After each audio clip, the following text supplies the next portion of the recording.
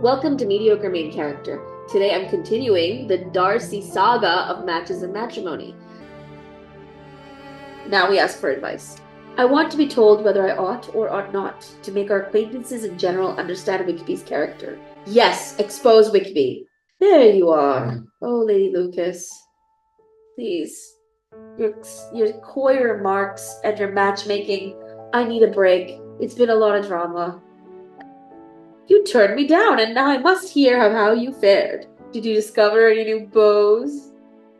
So close to Rosings Park. I should think you had good company, and I already know from Charlotte that you did. Yeah, Lady Lucas, stop. I should never tease. It's only that when you have such great opportunities, you should go after them. Yeah, and make my life the tittle-tattle of Hertfordshire. Tittle-tattle? Nonsense, my dear. I'm simply providing you emotional support. I should wish that your support did not lend itself to gossip among the servants. Let them have a little fun. My dear, you shall never get a beau with such guarded feelings. I could tell that Lady Lucas was clearly taken aback by my impertinent behavior. Oh no! But my lack of kindness seemed to be an ongoing challenge for me. Do I have to replay this chapter?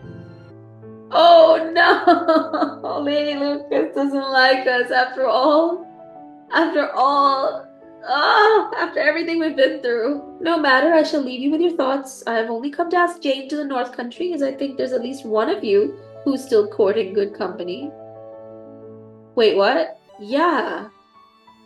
Hey, Lady Lucas was going to take us on a trip. Oh, no. Okay, no. We're not missing out on another trip, okay? We already lost out on going to Whitwell, so now we're gonna definitely go to the North Country. So let me just load that again. Go visiting, go visiting, go visiting, go visiting, go visiting. Go.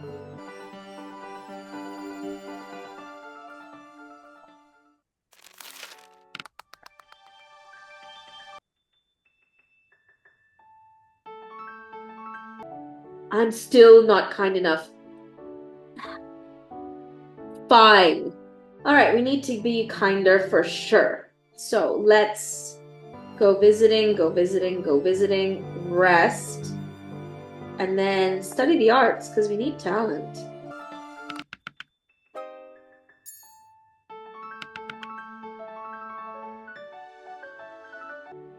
What? Oh God. All that visiting and kindness has made us too proper, so we can't tell off Lady What's-Her-Face. This is really annoying. But, I mean, does it really matter? Does it matter if she likes us? Because in the original playthrough, she didn't like us at all. I don't know if that is a problem. Let's play on.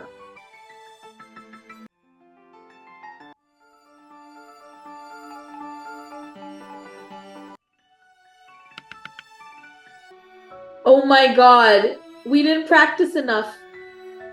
So we have a lack of talent. Oh my goodness. With the moment over, I was able to avoid any further embarrassment. Oh my God! This game is so hard! I need to be kind enough so that in chapter 14, Lady Lucas takes us to the North Country. But if I'm too kind, I'm too proper, which means I can't tell off Lady Catherine. And if I don't practice enough, I can't impress Darcy and Fitzpatrick. This is so frustrating. Okay. I'm starting to think we need to go further back. Okay. I'm back at the beginning of chapter 11. We have to build up our stats in just the right way. So first things first, we need more willpower and less propriety so we can tell off Catherine. Then after that, we need enough talent to play the pianoforte and impress the fellas. And then after that, we need to have enough kindness so that Lady Lucas doesn't kick us off this trip. Okay, let's see how we can manage it all while keeping our energy up. Whew. Let's go visiting and get our kindness up. Rest. Then we go outside to bring it down.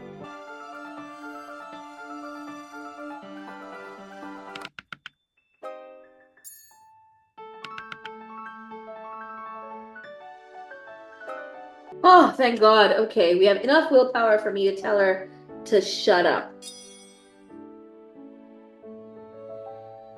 Yeah. All right. Chapter 12, Stat Builder. Let's go. Okay, we need more kindness and we need to study the arts. So I'm going to study the heck out of the arts, rest, and then go visiting. Go. Oh my gosh, yes, we have enough talent to perform, and we have enough willpower to tell Darcy what's up. Yeah.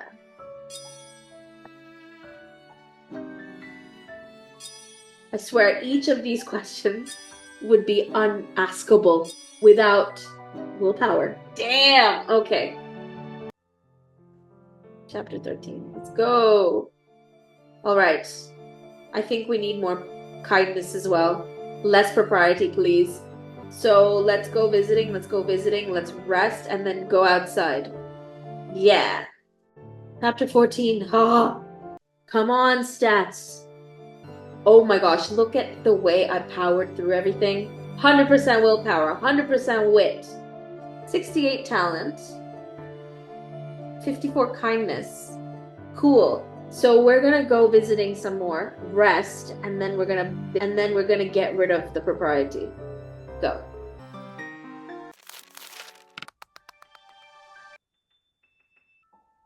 What? We're still not kind enough. Okay, screw the propriety. We're going hard with the kindness. Okay.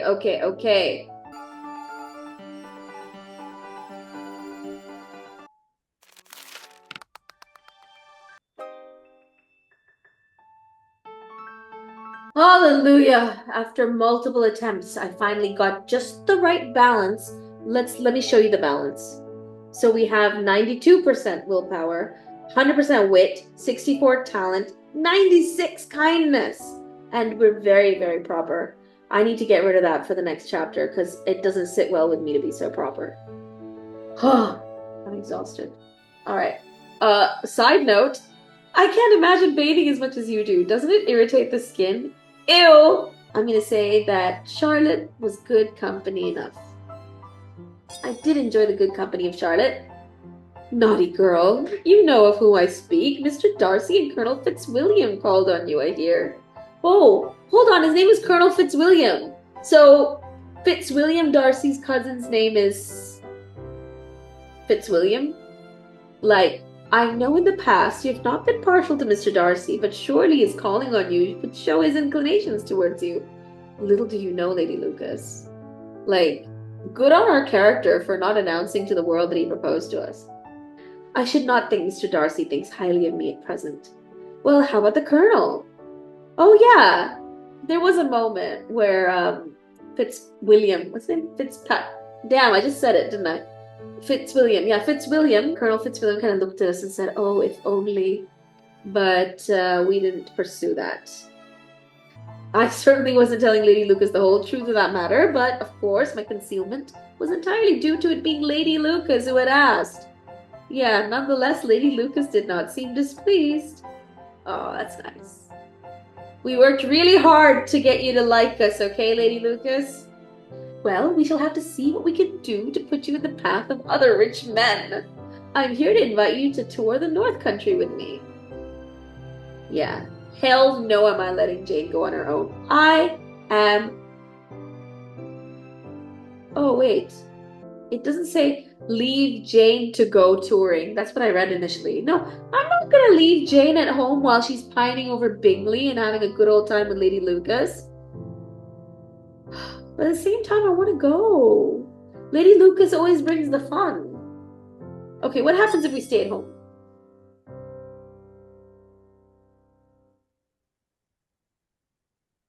Oh God, there might not be another time. No. Sorry, Jane. I think we should both go, okay? I'm going to say, Jane, I'm going to go. Of course. Splendid. We shall leave in a sennight. There is much to arrange, so prepare yourself. Now I must go see your mother.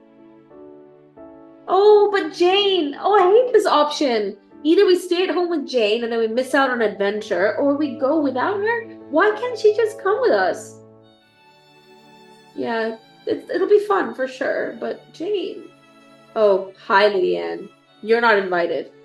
What news? Can you guess? I am sure we cannot. Mrs. Forster, the wife of the colonel of the regiment, has asked me to accompany her to Brighton. What of the regiment? I have not gotten around to telling you yet, but the regiment is set to leave Meryton for Brighton. And they don't expect to return. So, Lydia, are you just gonna go on a tour? Are you like a regimental groupie? Then you shall be with the whole of the regiment? Yeah, Lydia with all these army men? I don't know. I know you're envious of me, for I shall be near a certain officer, but you've had your chance. Lydia! Oh, God. What do you think of this, Jane? As the guest of the colonel and his wife, she should be well attended to. I should not expect... I do! Yeah, so do I. I don't get this option. Jane already knows. Wickby is a sleazebag. He's going with the regiment. And we're unleashing our underage little sister, who's all hormoned up, to a pack of wild hyenas in the regiment. This is absolutely ludicrous. I'm gonna save, because I cannot be going back and forth like this. Let's talk to Jane about it first. She will expose us to ridicule. Mediocre. That is very severe. I cannot help but think it, for she puts us all at risk with her impertinent behavior, and that's true. Her allusion to Mr. Wickby must be seen as a danger, do you not think? She's but 16 and has no money. I can't expect that he would attend her. What does he have to gain through an intimacy with her? That's true. But I don't trust Wickby. The way he was like sneaking glances. The way he was like sneaking glances at her. Ugh!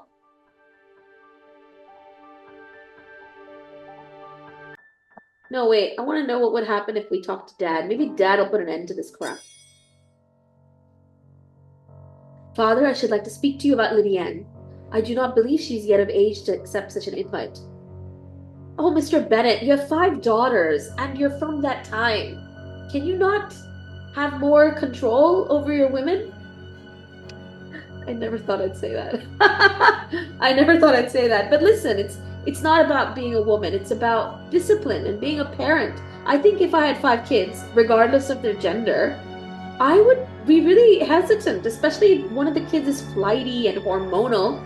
Like, let's say the roles were reversed, right? Let's say that Lydia was a boy and he's all souped up with his hormones. I'm not going to send him on a field trip with a bunch of like nuns. Okay, maybe not nuns, but like I wouldn't send him with a group of women, you know? Yeah, no. It's just being a good parent. Her behavior is abounding with improprieties. I should fear that with her only companion being Mrs. Forster, the temptations confronting her may lead her to yet more imprudence. Lady Anne will never be easy until she's exposed herself in some public place or another. That doesn't sound so good in our time, but I get what he meant. And we can never expect her to do it with so little expense or inconvenience to her family as under the present circumstances. So Mr. Bennet saying, Lady Anne's going to embarrass us anyway, and she won't learn until she does. So at least this way I'm not paying for it. Excuse me, for I must speak plainly. Please tell him about Wickby. If you will not take the trouble of checking her exuberant spirits and of teaching her that her present pursuits are not to be the business of her life, she will soon be beyond the reach of amendment. You know, yeah, she could just run off with some rando in the regiment, or worse, hook up with a bunch of them and her reputation's ruined. Because back then, that's really important, like, more than anything. Or she could get pregnant, you know, like Colonel, what's his name? Colonel Brandon's ex. Her character will be fixed, and she will, at 16, be the most determined flirt that had ever made herself or her family ridiculous. A flirt, too, in the worst and meanest degree of flirtation, without any attraction beyond youth and a tolerable person. Yeah, she has not built up her skills like we have. And from the ignorance and emptiness of her mind, wholly unable to ward off any portion of that universal contempt which her rage for admiration will excite. Vain, ignorant, idle, and absolutely uncontrolled. Wow. Dear father, can you suppose it possible that they will not be censured and despised wherever they're known, and that their sisters will not be often involved in the disgrace? Father, for once, instead of replying in his typical jovial and sardonic manner, paused to speak from the heart. He's not getting it. Do not make yourself uneasy, my love. Wherever you and Jane are known, you must be respected and valued, and you will not appear to less advantage for having a very silly sister. Dad, what are you not getting? We shall have no peace at Longbourn if Lady Anne does not go to Brighton. Let her go then. Colonel Forster's a sensible man and will keep her out of any real mischief, and she's luckily too poor to be an object of prey to anybody. At Brighton, she'll be less important than a common flirt than she has been here. The officers will find women better worth their notice. Damn. Oh, God. So he's hoping that going to Brighton will humble Lady Anne when she realizes that she doesn't have much to offer. Yeah, Dad, that's a risky parenting choice. I knew I must be content. Nevertheless, my opinion remained unchanged. It was not in my nature to increase my vexations by dwelling on them. So, we've done our bit. We're not going to fret over things that we can't control. And we're going to move on. That evening, we had the pleasure of visiting with several officers of the regiment who were passing by to say their goodbyes. Mr. Wickby, upon seeing me alone, sought me out for further discussion. Gross. I am to understand you recently returned from visiting your cousin at Hunsford Parsonage. Yep. And I am to understand Mr. Darcy paid a visit to his aunt while you were there? He's been keeping tabs. Accompanied by his cousin, Colonel Fitzwilliam? Yep. How long were they at Rosings? Nearly 3 weeks. And you saw them frequently? My God, what's with the interrogation, Wickby? I think he's trying to figure out how much we know. Yep, almost every day.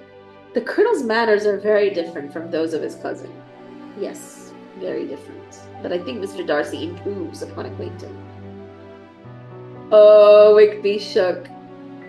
Mr. Wickby seemed more than a little alarmed by my declaration. And pray, may I ask? Then stopping himself, Mr. Wickby noticeably and forcibly changed his tone from that of alarm. Is it in address that he improves? Has he deigned to add aught of civility to his ordinary style? For I dare not hope that he's improved in essentials. Oh no, he's still a douche. He's very much what he ever was. As I spoke, Mr. Wickby carefully studied me, as if scarcely knowing whether to rejoice over the words or to distrust their meaning. When I said he improved on acquaintance, I did not mean that his mind or his manners were in a state of improvement, but that from knowing him better, his disposition was better understood. Wickby's not stupid. He can read between the lines. Mr. Wickby's alarm appeared in more heightened complexion and agitated look. For a few minutes he was still and silent, until, shaking off his embarrassment, he spoke again in the gentlest of accents. He's so fake. Oh. You, who so well know my feeling towards Mr. Darcy, will readily comprehend how sincerely I must rejoice that he's wise enough to assume even the appearance of what is right. His pride in that direction may be of service, if not to himself, to many others, for it must only deter him from such foul misconduct as I have suffered by. You're so insufferable, Mr. Wickby. Just because you're hot doesn't make you any better. I only fear that sort of cautiousness to which you, I imagine, have been alluding, is merely adopted on his visits to his aunt, of whose good opinion and judgment he stands much in awe. That's not true. He doesn't seem to actually care about his aunt. In fact, didn't he, push back when his aunt made comments about Georgiana? His fear of her has always operated, I know, when they were together. And a good deal is to be imputed to his wish of forwarding the match with Miss de Bourgh, which I'm certain he has very much at heart. What's wrong with you? Wickby doesn't know what he's talking about.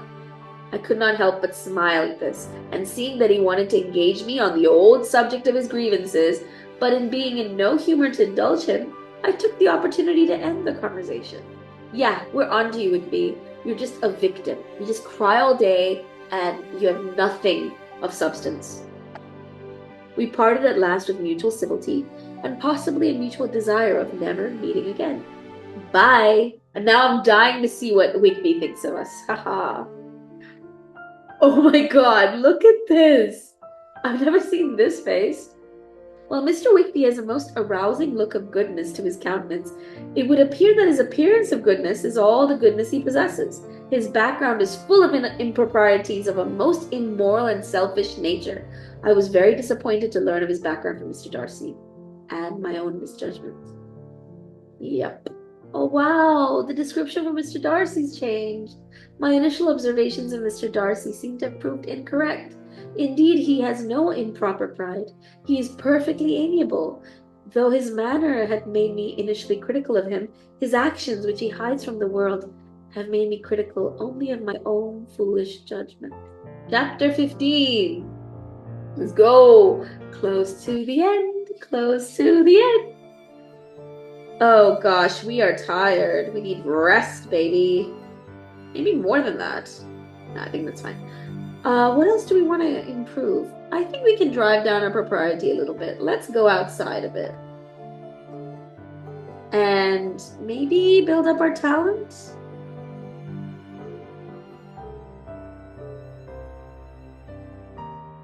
Weekend. That is a very long journy. We traveled at a slow pace towards the North Country, ensuring that we would take in all the countryside views possible. Pemberley. I had never seen so many beautiful sights. It was as if the whole world was new to me, and it filled my heart with amusement and wonder. Soon, however, a decision would need to be made. Should we go by Pemberley as we're so near? It's not a mile or two out of the way. I should expect that, knowing your attachment to Mr. Wigby, even if you have none for Mr. Darcy, that you should want to see their home. Yeah, Lady Lucas, little do you know, it's the other way around. I mean, Mr. Darcy's growing on me, but Mr. Wigby's disgusting. I was in fact somewhat curious about the great estate of Pemberley, though certainly not for Mr. Wigby's sake. I was horribly distressed at the potential of encountering Mr. Darcy. Yeah, not only did we turn him down in a really, flat way, the letter is just embarrassing, isn't it? We misjudged him. I did not look forward to our next meeting with any anticipation. In fact, I hope to delay it as long as possible. I'm going to say I don't want to go. Indeed, I'm disinclined to see it. I admit I'm tired of seeing great houses. Yeah, we spent forever at Rosings. After seeing so many, I really have no more pleasure in fine carpets or satin curtains. Satin curtains? My dear, even if you find no more pleasure in finery, which I cannot understand, you must, as I know you do, value the grounds, for their woods are some of the finest in the country. I also have it on very good authority that the family is summering in London, so we shall not be bothering anyone. Oh, Mr. Darcy isn't going to be there. Sure, yeah, let's go then. Though I wouldn't say it out loud, I was pleased to hear that we would not risk encountering Darcy. Okay, great. Our only fear has been removed. We're super curious. We want to see what the hubbub is about Pemberley. Well, perhaps we shall go, if the trees are so fine. Of course we shall. Wow. As Pemberley came into view, my spirits were in high flutter. It is so grand.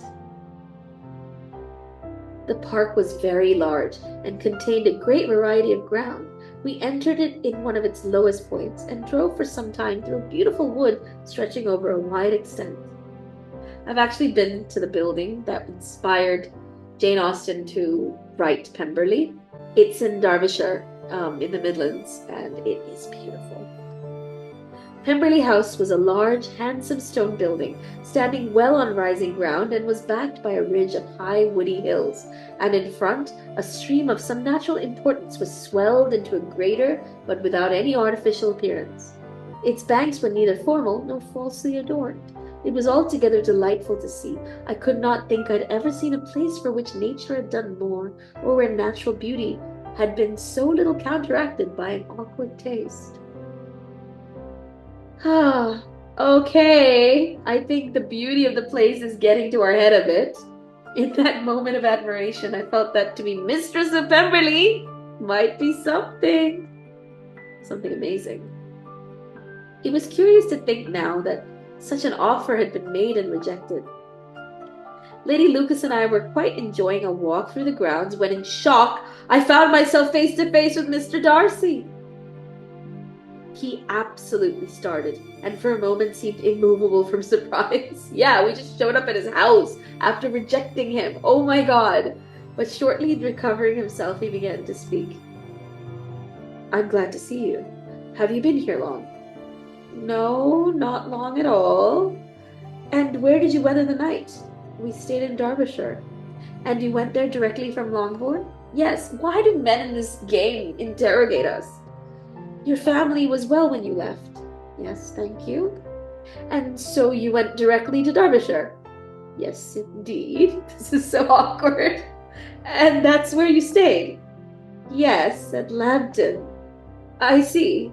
Mr. Darcy seemed to be almost as out of sorts as I, and after standing a few moments without saying a word, he suddenly recollected himself and took leave of me. As Mr. Darcy left, I stood feeling overpowered by emotions of shame and vexation. My coming to Pemberley was the most unfortunate, most ill-judged thing in the world. How strange it must appear to him. In what a disgraceful light might it not strike so vain a man? It might seem as if I had purposely thrown myself in his way again. Oh, why had I come? This is so relatable. This is so relatable. And yet his behavior so strikingly altered. What could it mean? That he should even speak to me was amazing. But to speak with such civility, to inquire after my family? Never have I seen his manners so little dignified. Never has he spoken with such gentleness as on this unexpected meeting. I know not what to think or how to account for it. I'm sorry, my dear, I could not make out what you said. Good, Lady Lucas, you don't need to know this. Suddenly I realized I was in fact not alone. Had Lady Lucas been here the whole time? I still call him a charming young man. Why you should find so little interest in him is beyond my reckoning. What did you two speak of? Okay, she wasn't there the whole time, which relieved us greatly. There is something a little stately in him, to be sure, but it's confined to his air and not unbecoming. I do think you judge him rather too harshly. Lady Lucas, you don't know the half of it. Though I had not said so to Lady Lucas, I believe she might have spoken much more truly than she could have possibly known. Unfortunately for me, I was fully aware of how wrongly I had judged him and struggled to feel anything beyond guilt. My coming here must be seen as the most wanton impropriety, must it not? Oh God, Lady Lucas. To be sure, mediocre, he's not as handsome as Whitby, or rather, he has not Whitby's countenance. But can you tell me that he's so disagreeable that you should not consider him? I should rather think that he would not consider me. That may be true, and if so, then be it. But for your part, I should think it's worth putting in a little more effort. Well, have you had your fill of the grounds? There is another patch of wilderness I'd like to see on the east side.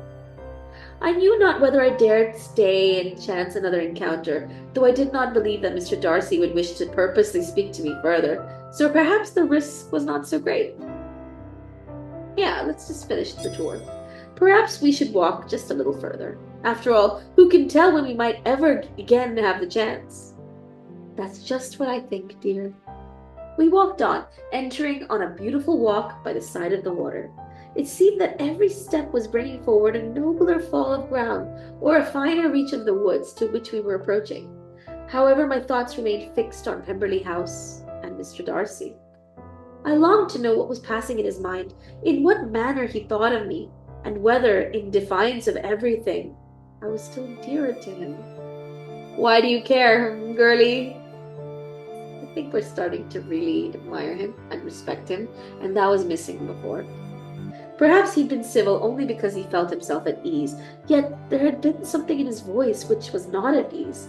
Whether he had felt more pain or of pleasure in seeing me, I could not tell, but he certainly had not been fully composed. We walked through the woods for some time, and in coming back out, I saw the shape of Mr. Darcy approaching us. Again! I was sure he might change directions, but instead he came directly to us. How are you enjoying the grounds? There's much to admire, and all of it is delightful and charming. For a moment I was worried that my praise of Pemberley might be mischievously construed, but Mr. Darcy seemed to take no ill from my remarks. Okay. In fact, his manners seemed entirely altered, much softened and more civil. I was astonished and wondered at the cause of the alteration. Certainly my reproofs at Hunsford could not work such a change as this. Yeah, we were pretty brutal, but so was he. It's impossible that he should still love me after that. We had thought you out of town at present. Indeed I was, though my whole party is to rejoin me here today. I came a few hours before the rest of the party. The party has some among them who will claim an acquaintance with you, Mr. Bingley and his sisters. Yeah, that's still a touchy subject for us. Mr. Darcy seemed to also bristle at the thoughts conjured by the mention of Mr. Bingley's name, but he proceeded nonetheless. I should expect they would very much like to see you. May we call on you this evening at Lambton? Yeah, come on through.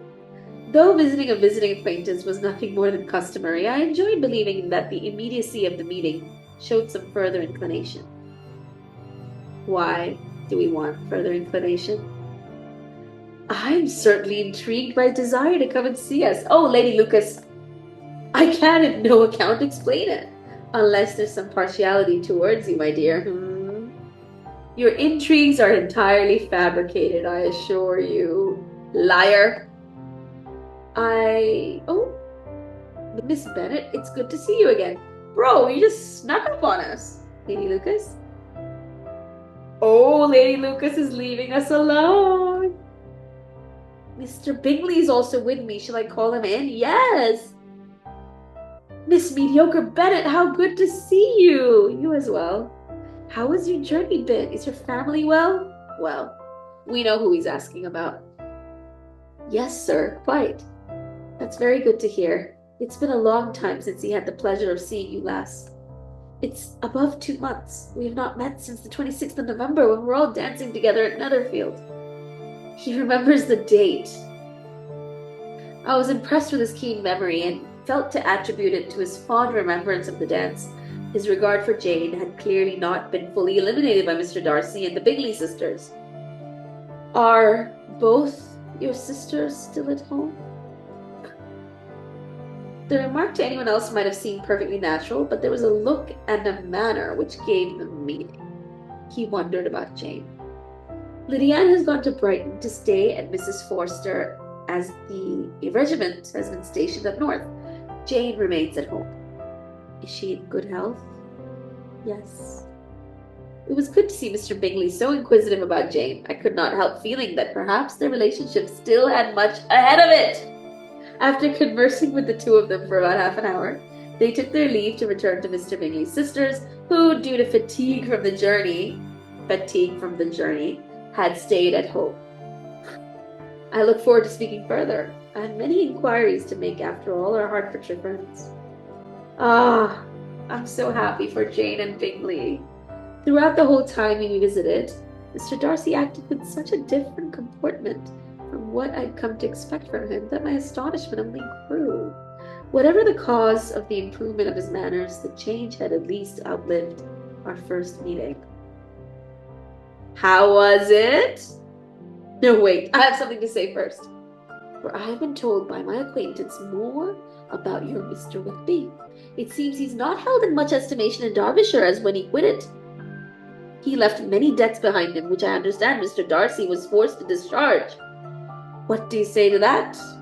Well, I'd like to say let's not gossip, but I kind of want to tell Lady Lucas. Why is that?